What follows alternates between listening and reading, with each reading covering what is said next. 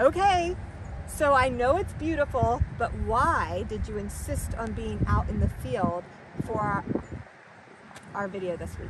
Well, yes, it's beautiful, and I insisted on being out in the field this week to be reminded of the blessings that we have. For Jesus this week is preaching on the plains about those who are blessed.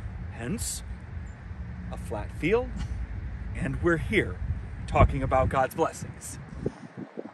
I can see that. Jesus does preach the Sermon on the Plains in the Gospel of Luke this week. But I have to tell you that the Beatitudes, Jesus' sermons, is a bit challenging for me. But that's why this place is perfect, because just the last 2 days, this place has been filled with fog and we couldn't even see it.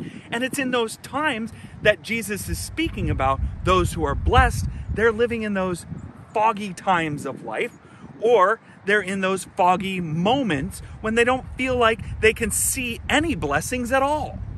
That's true.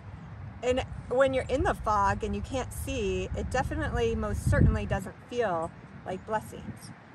Doesn't feel like blessings at all. For Jesus says, blessed are those who weep now. And the poor and the hungry. Right. And those persecuted.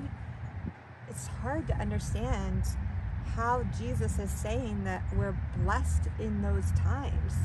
And Jesus reminds that it's in those times we experience those things. The blessing isn't what we're experiencing, but it's that we utterly need to rely on God. And in that complete reliance on God, we are assured that God is with us. And as we realize that, the fog lifts. The fog lifts. And that's the greatest blessing of all. For the fog has lifted this week, and we gather in God's place blessed by the promises that are given to us. So join us to praise God when we can't see and when we can, to know that God is with us in and through everything that we face. And be lifted up by the promise that God is here now. We'll see you on Sunday. See you Sunday.